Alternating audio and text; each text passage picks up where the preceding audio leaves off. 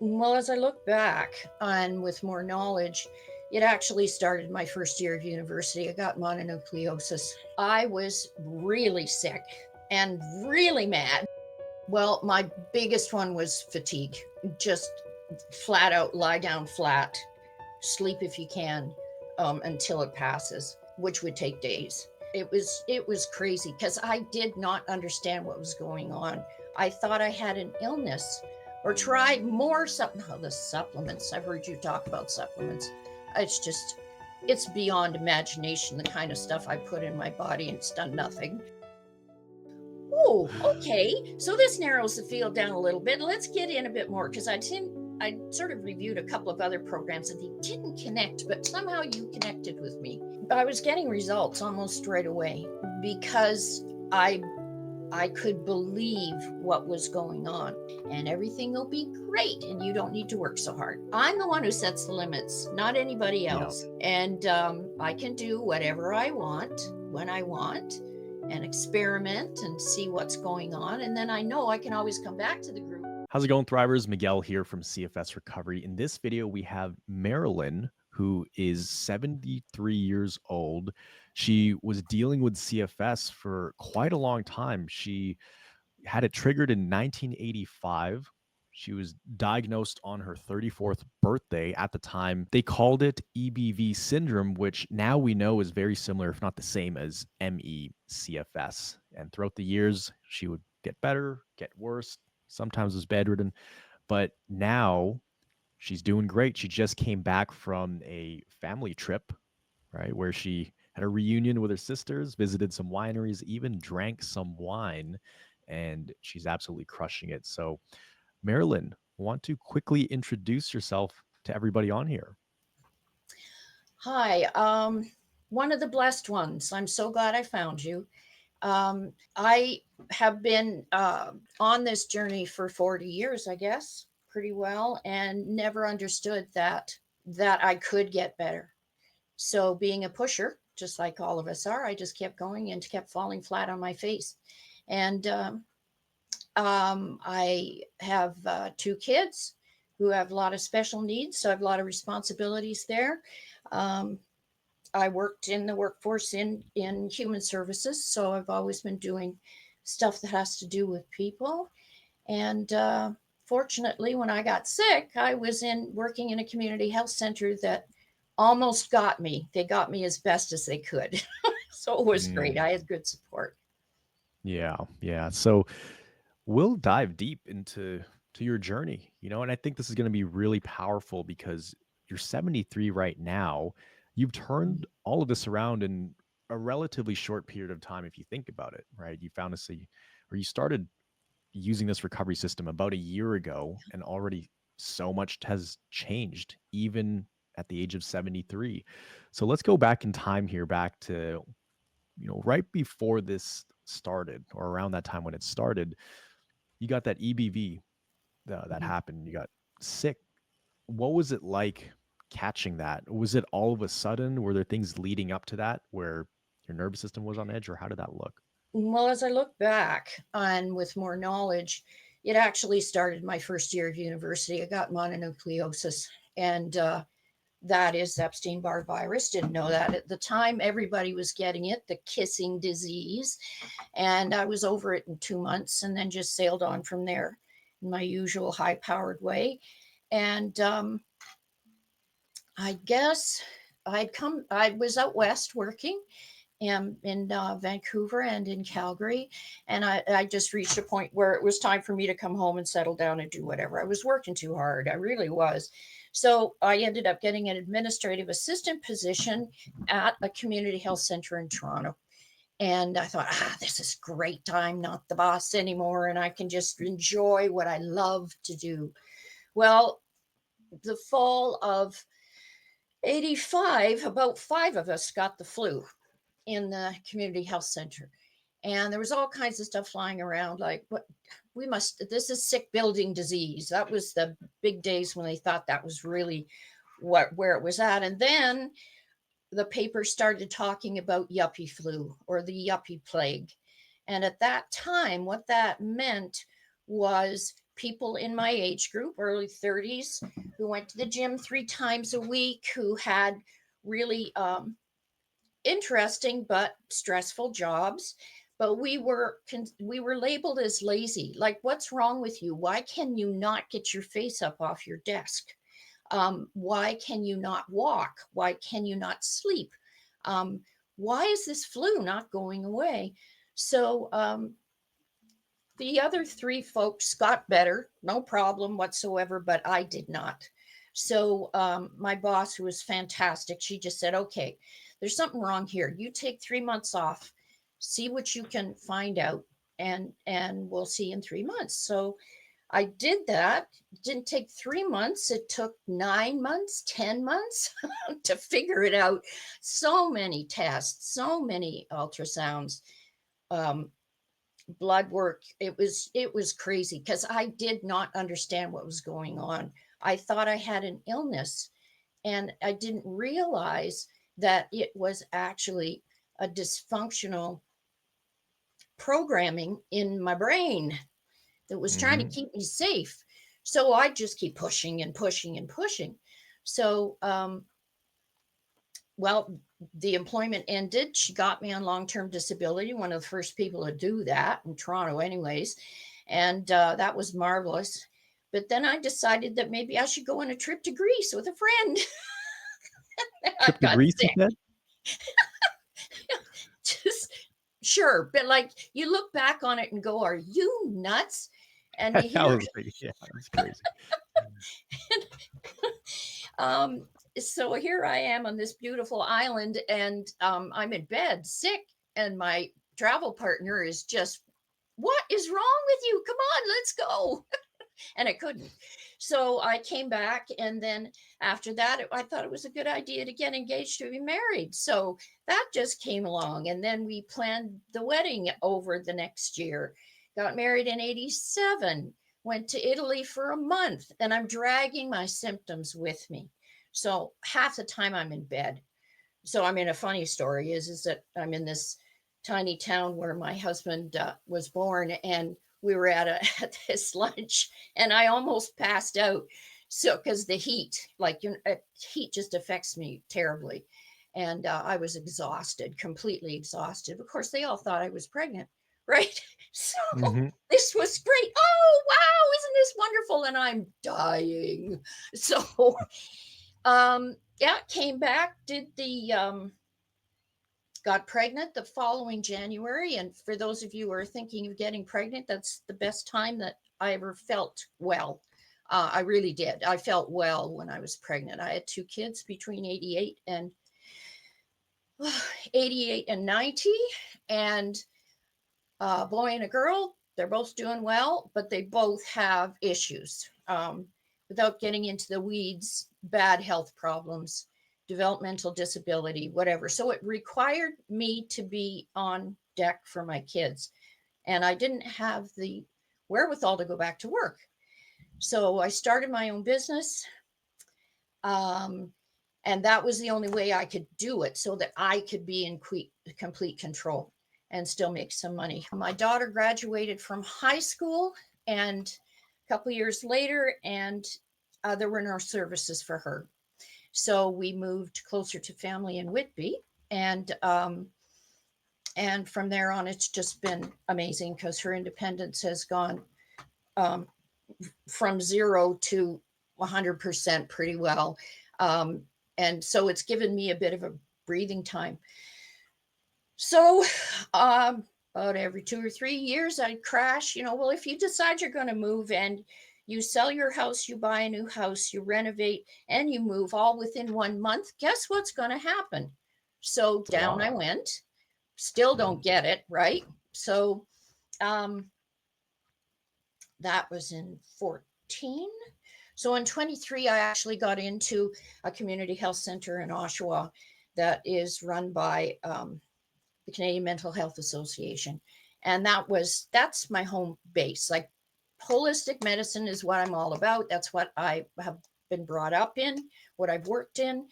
And so I thought, oh, maybe I'm going to find some more answers, because every time I get sick, I just change my naturopath or change my osteopath or try more something. Oh, the supplements. I've heard you talk about supplements.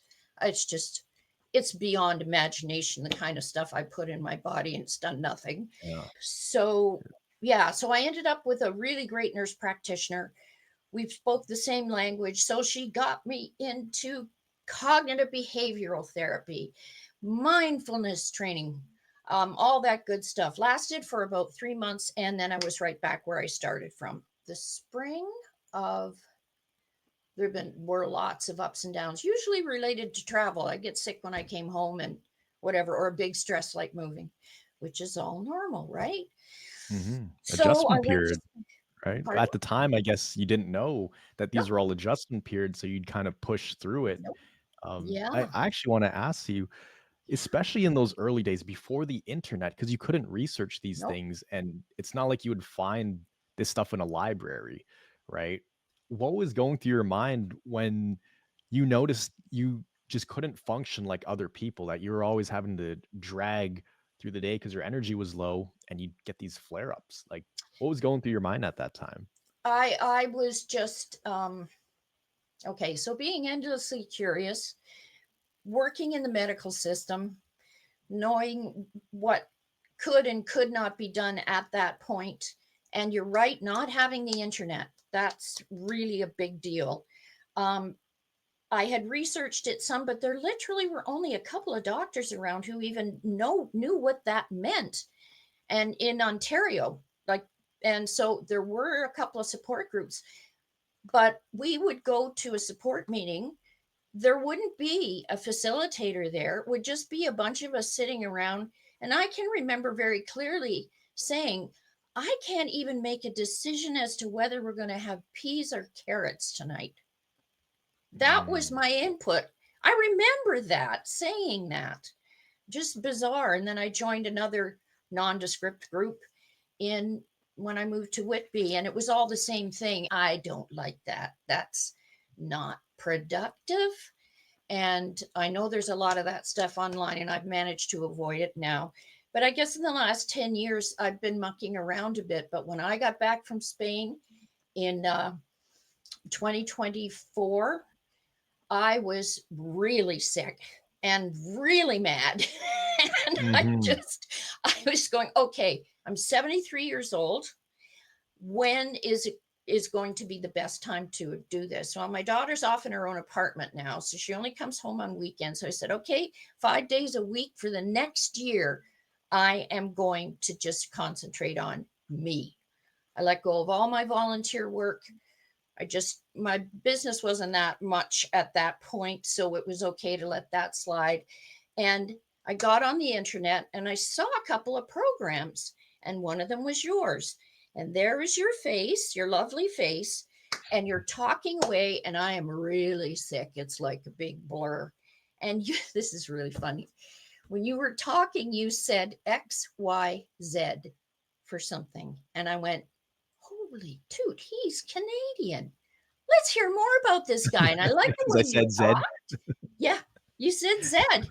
And I'm going, oh, okay. So this narrows the field down a little bit. Let's get in a bit more, because I sort of reviewed a couple of other programs and they didn't connect, but somehow you connected with me.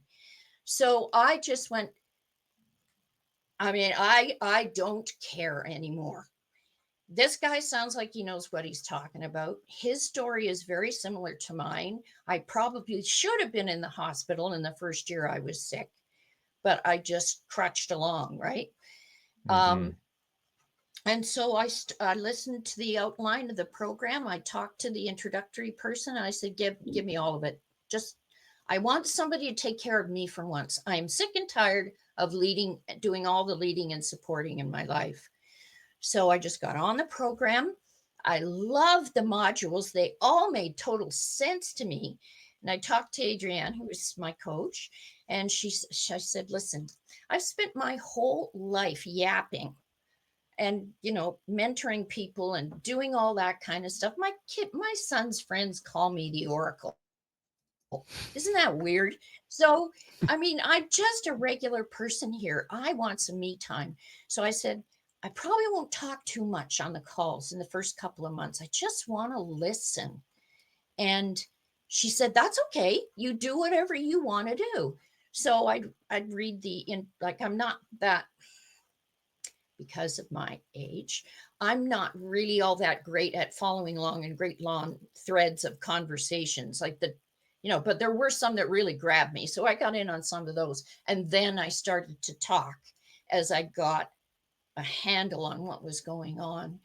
And it was so nice just to be able to say, "Hey, you're worth it. If not now, when?" And so that's what I did for the last year. I just took care of me. And there have been so many aha moments. Oh my gosh. I mean, when you think of it logically, the the outlook that this program provides is, I don't want to use the word simple, but it is elementary. I guess that's the word I'm looking for. This plus this equals this. Oh yeah. Mm-hmm. And my amygdala is my friend, not my enemy. And if I work with her, and she just got a name in the last few months, her name's Sally. It just came out of nowhere. And so we have regular chats all the time. And I probably will till my dying day. I'd be chatting with her about stuff because she wants to take care of me. But I was not responding properly. I was not taking care of myself. And I was demanding that she shut me down because I was not being healthy in my actions. So Mm-hmm. there's a bit of a ramble. Is there Yeah. anything I missed? No, I mean, it's such there's so much depth to your story because of how long you were sick for and all these ups and downs. And, some people have this for 6 months Mm. or 2 years or 5 years, and they feel like that's a lifetime. So it's just so cool to see that even at 73, you were like, no, this is enough. I'm going to turn this around. What kept that fire going inside to keep trying to solve this thing? Because some people, they'll read things online and they'll be sick for so long they almost just accept that this might be how it's going to be, and maybe that was you at some points. But I mean, it must have gotten pretty bad for you to put your stake in the ground and say, no, we are turning this around for the next year. I'm going all in on this. What were your thoughts at that time, and what do you think kept you driven? What kept that fire inside to get better? Well, I was getting results almost right away because I could believe what was going on. I didn't have anything to believe in before. It was just, this is the way it is. Manage it every day, whatever that is. Rest for a little while and then just plow forward.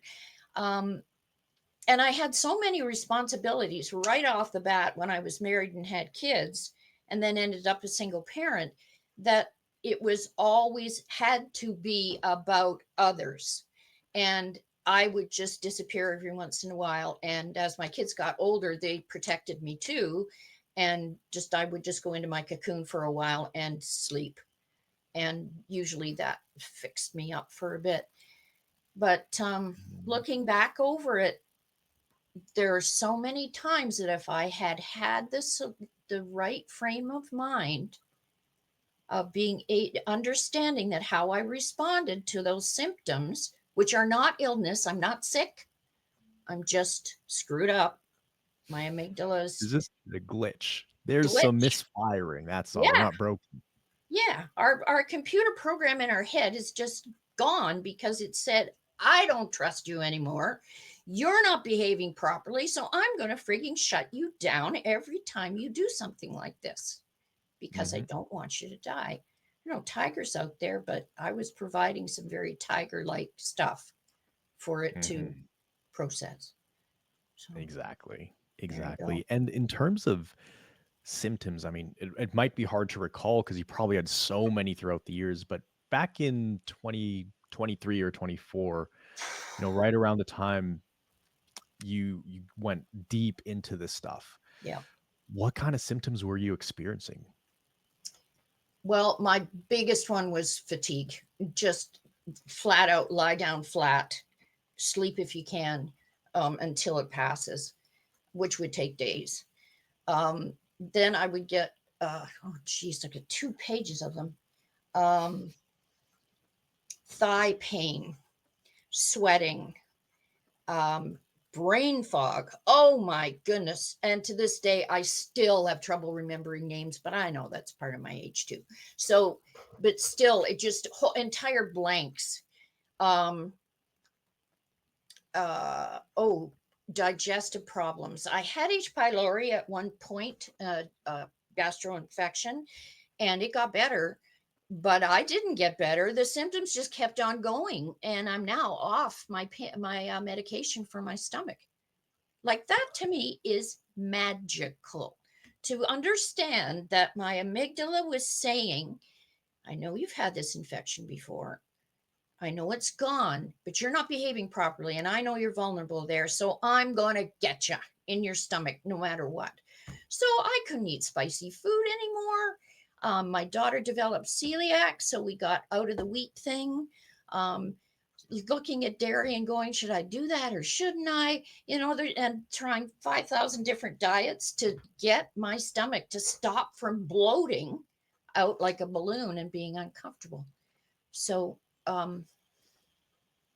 yeah, headaches. Oh my goodness, the first time couple times I came on for class, for an hour and a half to listen to everybody's wins and their questions, my head was throbbing within the first half hour. I was, but of course, I stuck it, right? So I got Mm-hmm. smarter later and turned it off, and then watched the rerun, which is, I think, a brilliant tactic on your parts because we're all in a different space. So, oh my gosh, what else? Oh, this was fun. Thank goodness for Adrienne because she confirmed it with me that she'd had one too. I had two fake urinary tract infections, Mm. and they were fake. And I won't go through all the testing and all that stuff for it, but that's exactly what it was. And she said I had them too. And the relief to have somebody say that, so knew I wasn't crazy. It was Mm-hmm. it was pretty awesome. It was very Mm-hmm. awesome. So A oh, lot of there were symptoms. a It's lot of almost symptoms. like which symptoms didn't you have, right? Yeah, yeah. Over the And like years, what's how with that this? evolved. Like this pain right here in my elbow all the time. And I didn't know that I could just look at it and say, will you please go away? I'm safe. I'm fine. No problem. And then it would be gone in like 10, 15 minutes. And oh, the jumpy legs. When I was Mm. lying on the couch and they Twitches. literally both came off the couch at the same time. They were just bouncing. And no, it just goes on and on and on.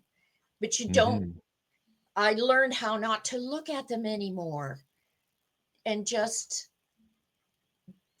just respond well, and that they're all in the same package, they're all under the same umbrella, they're not individual things, and half of them aren't even real. So Mm-hmm. yeah, it's quite fascinating.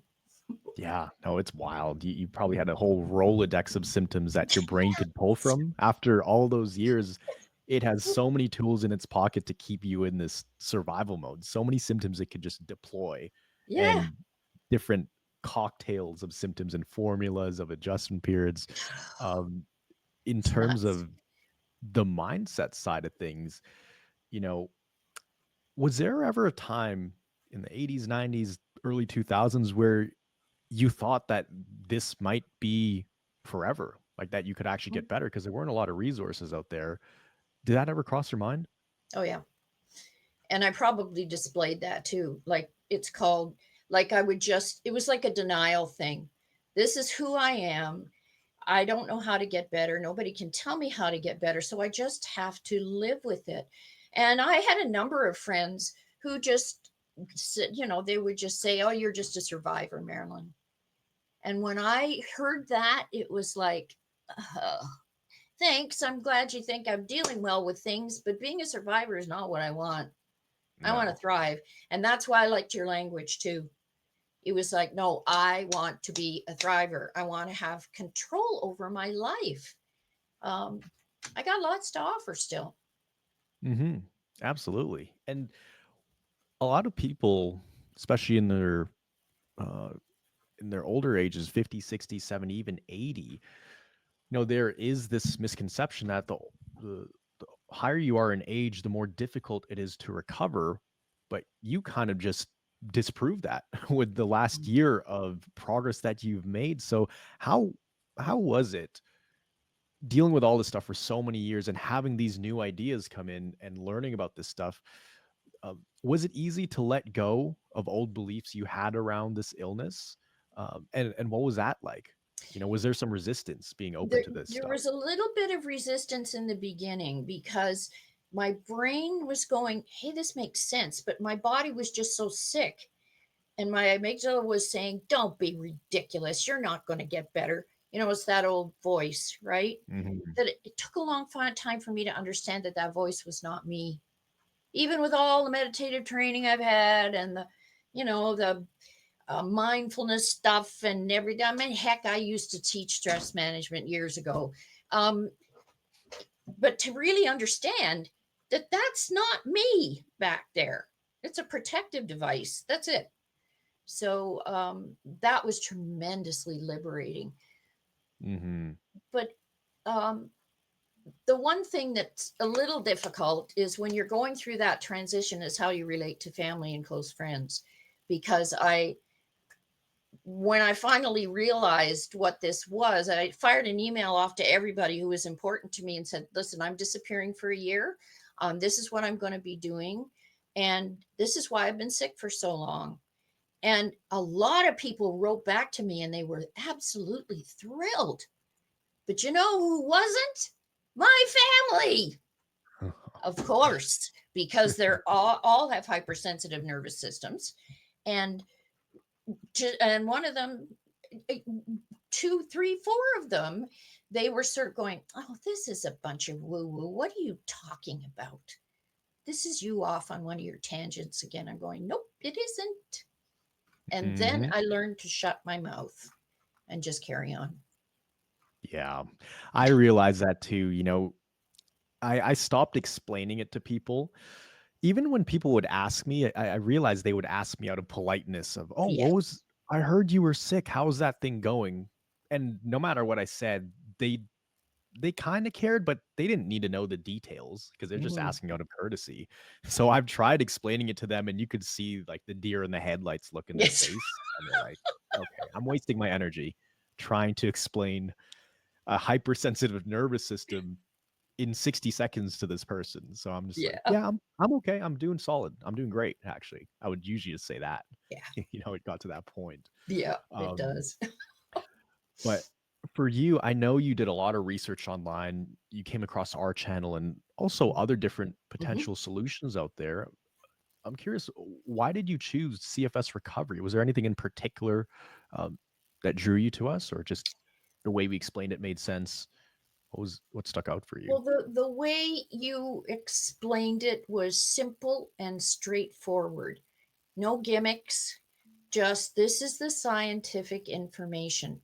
And I had no scientific information, and that's what I wanted. I wanted the scientific description. Okay, this is what an adjustment period is and how you build up your capacity. And adjustment periods are good. You're just on your way to somewhere else. And just that encouragement, that personal one to one, having a coach really, really helps at your fingertips so that you can talk on with your fingers, or you can connect through a phone call. And I also really enjoyed the way you developed the triangle, um, the polyvagal triangle, and just so that I could watch myself get better. And Mhm. it's just brilliant. It's really good. So what I like is that you're very hands on, and um, you deal with all of the science, and then I can go off and deal with the diet and the all those other things, and learning that my traumas don't have to be resolved here because it's all about me, and how I behave. So it was really good to simplify the whole thing and just have answers coming. And even when I felt rotten and I went on a call And I didn't say anything. I didn't make a win, or I didn't ask a question. Every single call answered every single question that was running around in the back of my head that maybe hadn't come forward yet, but it was marvelous. Of course, the community is what I'm all about, no matter what. So it just shows how it works, and to have this marvelous system of Zoom being able to get people from all over the world, that was highly enriching too, is to see people from other cultures, other ages. Um, yeah, it was great. I think you guys have a really good formula, and you are not stagnant. You're developing it, and you show us that you're developing it. It's very cool. Hmm.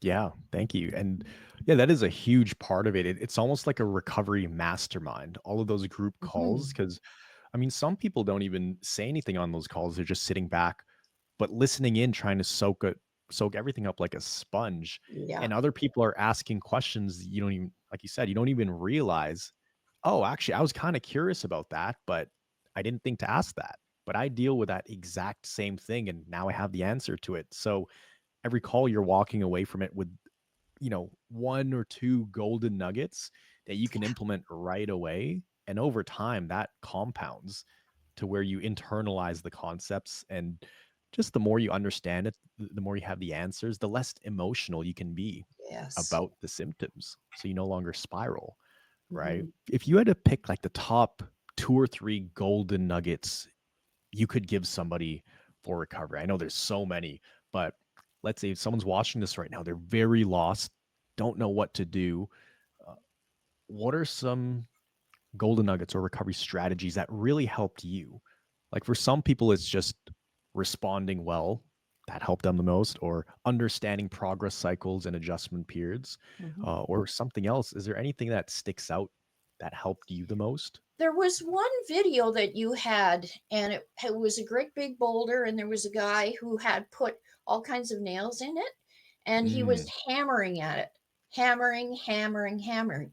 And that's what I used as a visual to work on my insomnia, and it worked. All of a sudden, one night, I slept right through. And it was just chit chat with Sally, chit chat with Sally, learn how to get cozy. If you can't sleep, get up and go and do this. Um, just all these little tools that I had, I looked at them as a nail that was getting hit, and it was so nice to repetition. be able to sit back and just process that and not be running through life at 100 miles an hour. Taking the time to understand that was really really neat for me. Oh, there's so many things. Yeah, with that one, yeah, repetition and Mhm. consistency, even when you don't see change right away, you never know when you're 3 feet from gold or when the magic's gonna happen. So you keep doing Mhm. it. It's all about the inputs. Most people are expecting that output, that result right away. But if you focus on the inputs, on the actions, it's it's impossible that it doesn't result in something, and that something is gonna be you having a mind shift or something clicking, Mhm. and now your brain feels really safe. That's really what a mind shift is. It's like the synapses, the neural pathways, they connect and or get reignited, and you start to feel safe, and you're no longer in this fight or flight mode, but it takes repetition, Really does. hundreds of times. And a lot of visualization. And that, I find that really helps me too. Um, Mhm. yeah, I think that's the biggest one, the repetition and the consistency, and keeping that uh, line to Sally all the time, just gently talking to her, and occasionally apologizing. Just, it's like, okay, I know I screwed up.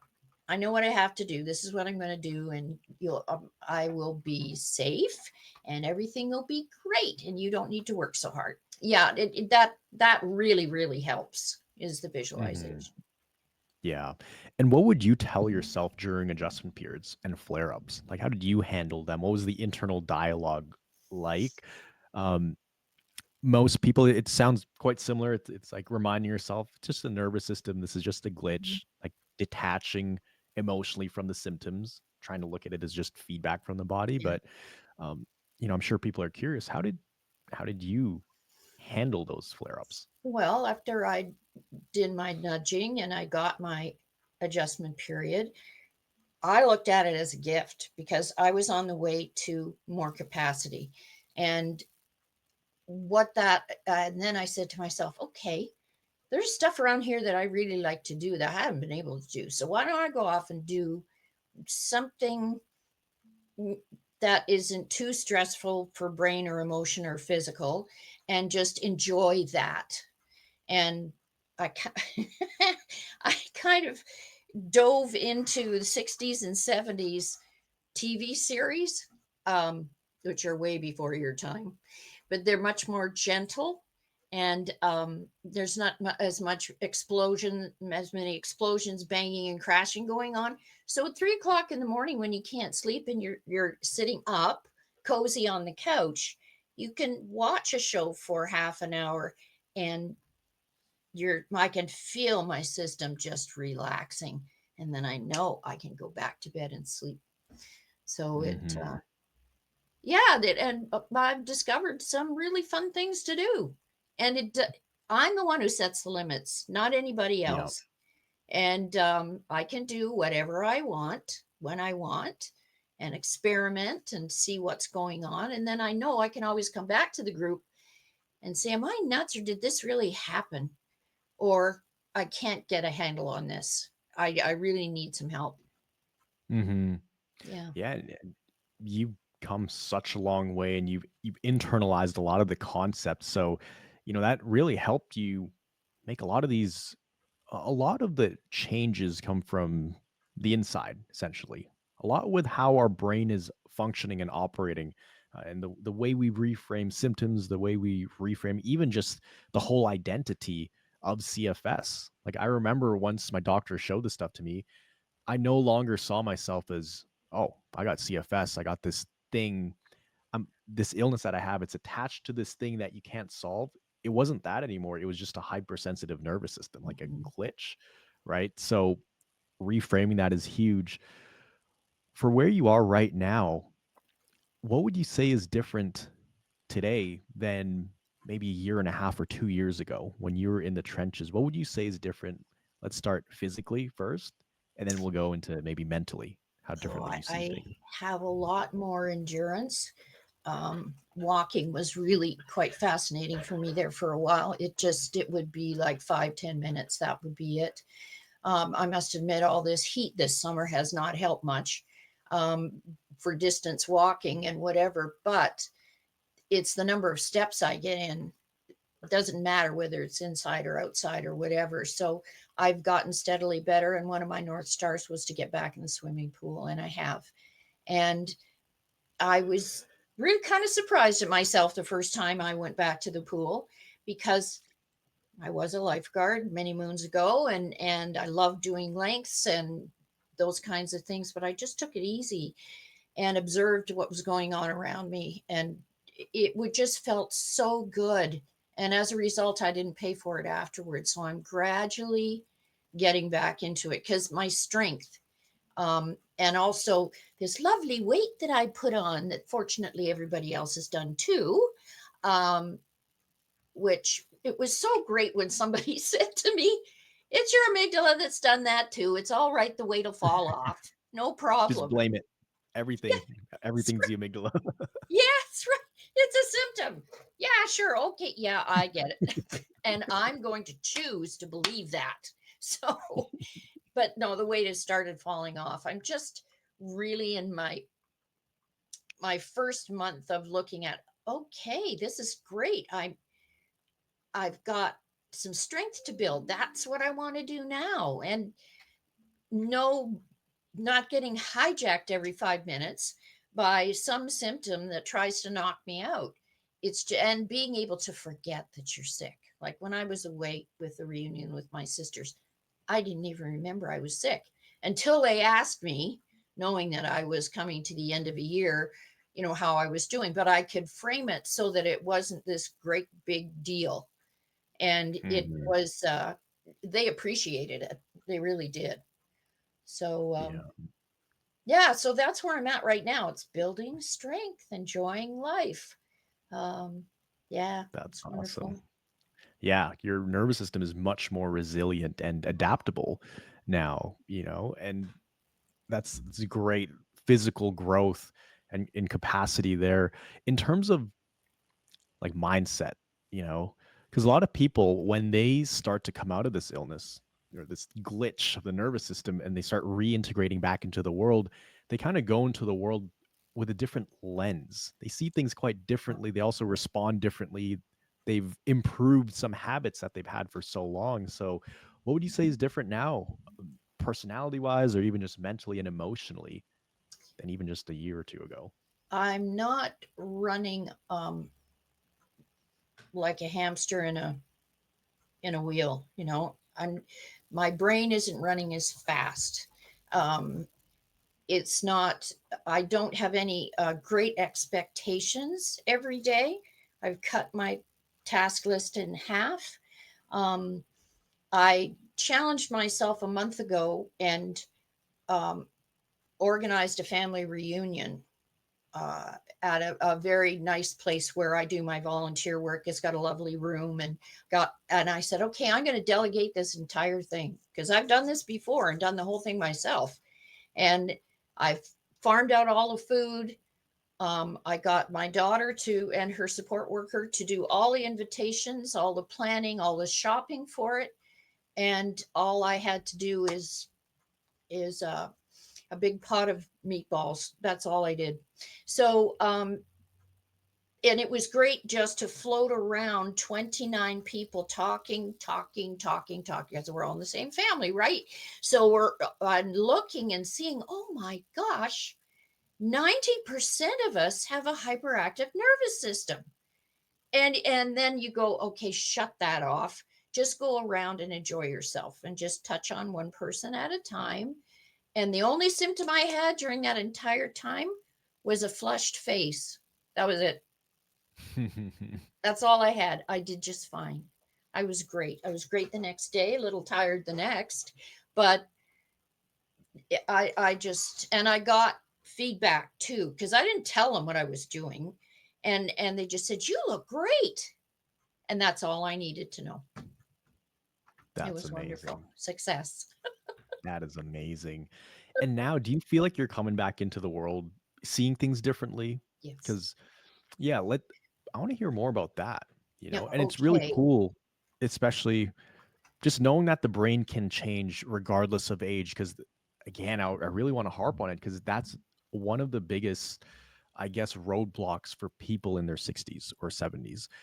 But there's a lot of people with CFS in their 60s and 70s, and Mhm. they just read the stuff online and they think you can't turn it around, but you could totally change, you know, thinking patterns, mental Mhm. habits, even improve some of your personality no matter what age you are. That's the beautiful thing about neuroplasticity. Is the brain is Mhm. ever changing. So Mhm. how does that look like for you as you reintegrate back into life?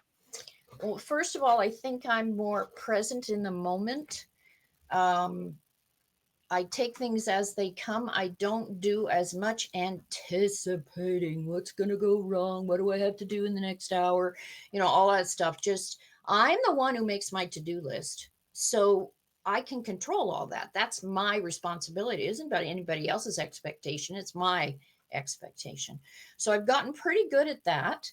Um, Also, too, I'm um, Dr. DeMartini. I've got his book, and I promised Mhm. myself that I'm going to take some real time to address my values. I've always had a very large amount of volunteer work that I've loved and done a lot of leading in it as well, not just participating. And I'm really, over the next little while, taking stock about how much I really want to do. I got asked to come back to be um, a, a mentor for parents who have children and young adults with developmental disabilities to work on independence and what that is. And I was asked to do it. I was asked this spring. I said no. this fall I said, okay, I'm going to come back and do this course and be a volunteer mentor. And I looked at the time it was going to take, the intensity, and I went, I've done this so many times before and I love it. Let's do an experiment here. Is this still really important to me?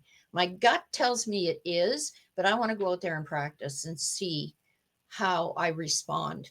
And I also want to put more of the fun things that I love in life front and center, like the swimming. I just picked up wool and needles and stuff for a project for my grandson. Then I haven't knitted anything for a while. Like I probably last thing I did was I knit a blanket for him like 2 years ago. And I'm used to having a project going all the time and I love it. I really love it. And I want to do the things that I love, not the things that I Hmm. have to. And Yeah. until somebody tells me different, I guess. But Yeah. as far as I'm concerned, that's the way it's going to be. That was a big thing for me, getting out of the hospital and kind of being granted this second chance at life. That's what it felt like. Yeah. So anytime I would get stressed or think I was running into some life challenges, I would think, hey, this is my second chance at life. I don't have to do anything. I mean, there was a time when my biggest wish was just to be able to sit outside and feel the fresh wind on my skin without any symptoms. And I told myself at that time for a long time, if I could only have that, I'd be the happiest person in the world. But as Mm-hmm. humans, we always extend that finish line and want a little bit more. Mm-hmm. And that's another thing I realize is that this whole 100% thing, it's a thing to aim for early on in recovery, but as you get closer to it, you realize there is no 100% because you have unlimited potential, Mm-hmm. right? 100% kind of sets that cap on you. So it was really interesting, coming out of the hospital with that's not as like no expectations on myself that I get to do these things. I don't have to. Even with CFS recovery, I get to do all this stuff. I like putting this stuff on my plate because it is aligned with my values. I love doing it. Mm-hmm. It is challenging sometimes, but hey, that's what I signed up for. It's all part of that game that I chose to play, For but sure. I chose to play it at the end of the day. So, different way of looking at things. Absolutely. Yeah. So, what would you say to somebody watching this right now? Let's say they were in your shoes maybe a couple years ago and maybe they're in a dark place and they're just finding this channel. Maybe this is the first video they watch, maybe it's the 20th, but they feel like they're lost and they're a bit scared. They're starting to wonder, is it too late to really turn the ship around, especially people in their 50s, 60s, 70s? Mhm. What kind of message do you want to share with them? Just words of encouragement or hope? What do you want to share with them? Well, to me, it's never too late. And we all have the ability to change right until we stop breathing, as far as I'm concerned.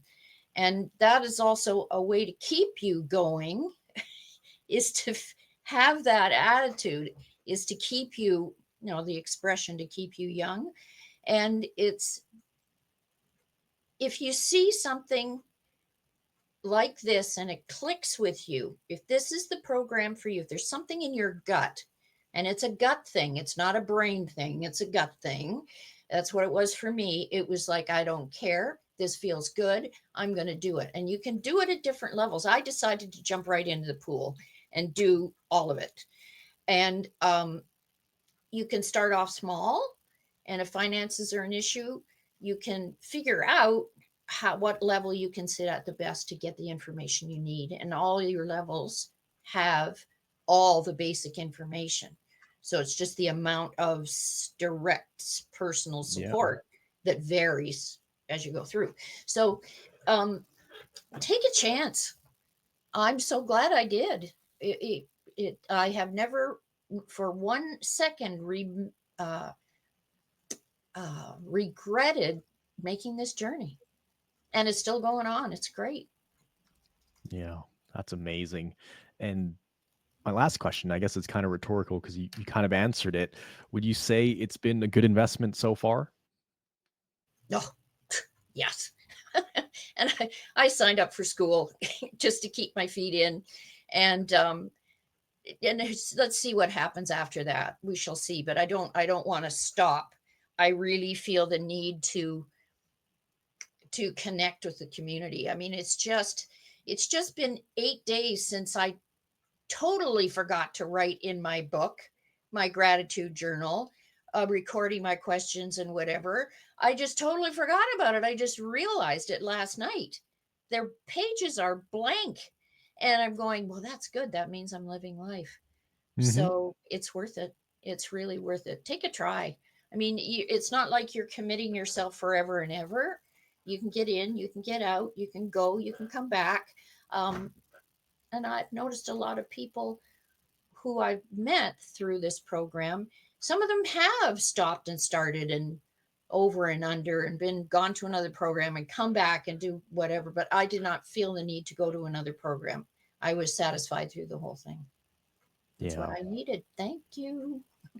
You're welcome. And, we showed you the way, we gave you the tools, showed you how to use the tools, and you used it. You put in the work. And going back to what you said earlier, it is simple, but it does take work. Just because Mhm. it's simple doesn't mean it's easy, but Easy. it is simple. Once you start to understand the concepts, it actually starts to make sense why Mhm. you have the symptoms, why it's not going away, why you flare up, why can you do this activity and not that activity. How come you can go on your phone for a long time, but you can't walk as much? What is Yeah. the balance of, you know, activity that your nervous system can handle? So there are actual explanations to everything that you're experiencing, even the thoughts that come and go, right? A Mhm. lot of those thoughts are just that's I don't want to say side effect. That's a part of the adjustment period, Mhm. which is a flare. Why is it even called an adjustment period? Because you're adjusting to a new level. There's reasons for all of these things. And once it starts to click, just like it clicked for you, Marilyn, that's when you can really see some massive change in recovery. And it's a Mhm. compounding effect because you don't have to put in that amount of work throughout your entire recovery. You do it in the beginning just to get that boost, but momentum picks up and you Mhm. don't have to put in as much work because your brain starts to realize what it needs to do and it starts doing it on its own.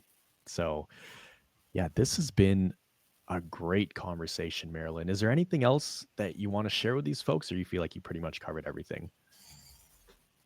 Well, you're worth it. We're all worth it. Take a dive. Try it out. That's the only way you're going to find out. And I was just lucky enough to try the right thing. And Yeah. I'll forever be grateful.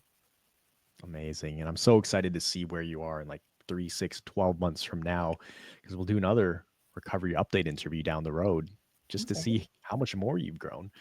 Okay. So hope you guys enjoyed this video. We went deep into Marilyn's story and, dealt with this for quite a long time, probably longer than some people watching this were alive for, definitely longer Mhm. than I was alive for.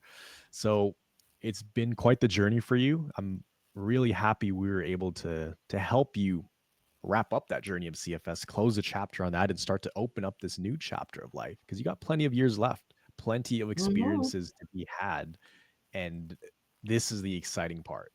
This is where life gets really interesting and fun. So, if you guys got some value out of this video, comment down below what was your biggest takeaway. And if you did want some extra hands on help working directly with our team, where we can guide you through recovery, and there's so many different levels to it, right? It's really how much implementation do you need help with? Just I'm going to leave a link down below. You can just click that link and see if we can even help you, and if we can help you, we'd love to help you get to thriving health. So always remember that you are a thriver and you are just one mind shift away from living a life with thriving health. See you guys in the next video. Marilyn, thank you so much. Keep on crushing it. I would say that CFS recovery is absolutely the real deal. I actually felt like somebody had an answer, like somebody explained what was going on, and it all clicked.